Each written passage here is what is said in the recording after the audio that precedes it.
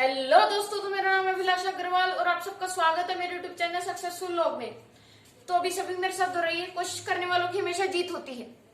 तो हमारा आज का विषय है किशोरावस्था।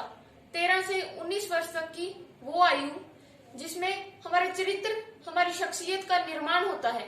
इसी आयु में प्रत्येक व्यक्ति बिगड़ता या संभलता है, क्योंकि इससे पहले प्रत्येक बालक ज्यादातर समय अपने परिवार वालों के साथ ही व्यतीत करता है, परंतु किशोरावस्था में आकर के वो ज्यादातर समय अपने मित्रों के साथ बिताने लगता है और धीरे धीरे परिवार से दूर होता चला जाता है।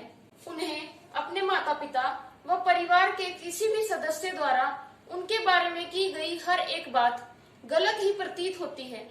वह मित्रों द्वारा दिया गया हर एक सुझाव उनके पक्ष में प्रतीत होता है। वह हर समय अपने परिवार से दूर रहने की इच्छा रखते हैं और घर में रहते हुए भी सबसे अलग रहते हैं। परंतु सत्य ये है कि ये किसी एक व्यक्ति की नहीं बल्कि प्रत्येक मनुष्य की कहानी है। हर एक इंसान अपने पूरे जीवन काल में इस पड़ाव से जरूर गुजरता है जब वह अकेला रहना चाहता है, उदास रहता है, किसी से बात नहीं करना चाहता, खास करके उसके अपने परिवार से, क्योंकि उसे अपना ही परिवार दुश्मन की तरह प्रतीत होता है। परंतु ये हमारे जीवन का वो एक अहम हिस्सा है जिसमें हमारी सोच, समझ और हमारी बुद्धि का निर्माण होता है। बस हमें किसी के सही मार्गदर्शन की आवश्यकता है। इस समय माता पिता और उनके संतान के बीच दूरियों का सबसे बड़ा कारण उनके बीच की नासमझी है, क्योंकि ना तो वो एक दूसरे को अपनी बात समझा पाते हैं और ना एक दूसरे की बात समझ पाते हैं। इसी वजह से उनके बीच की दूरियां बढ़ती चली जाती हैं। और इस विषय में अगर संतान से पूछा जाए तो उनका कहना है कि उनके माता पिता उन्हें उनकी इच्छा के अनुसार कार्य नहीं करने देते, और अगर माता पिता से पूछा जाए तो उनका कहना है कि वह अभी नादान है, उन्हें सही गलत की जानकारी ही नहीं है। परंतु मजे की बात है कि दोनों ही अपनी जगह सही हैं। बस उन्हें जरा से मार्गदर्शन की जरूरत है कि किस तरह से एक दूसरे से व्यवहार करना है, किस तरह से बात करनी है।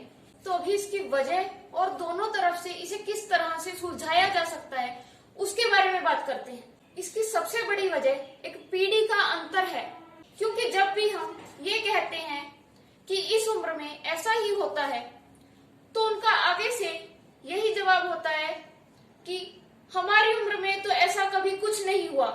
परंतु वो एक बात भूल जाते हैं कि उस समय और आज के समय में बहुत बड़ा अंतर है, क्योंकि उनकी किशोरावस्था में दायरा बहुत छोटा हुआ करता था, परंतु आज के समय में इंटरनेट के युग में बच्चों का दायरा बहुत बड़ा हो चुका है।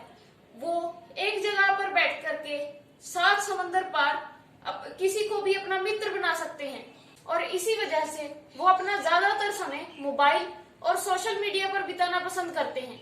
और इसी बात को माता पिता समझ नहीं पा रहे कि आखिरकार फर्क कहाँ है। आज के युग में माता पिता को अपने बच्चों के अच्छे भविष्य के निर्माण के लिए उनका मित्र बनना होगा, तभी बच्चे माता पिता से अपने दिल की हर एक छोटी बड़ी बात साझा कर पाएंगे। माता पिता को केवल कहना ही नहीं है कि हम आपके मित्र हैं, बल्कि एक अच्छा मित्र बन के भी दिखाना है।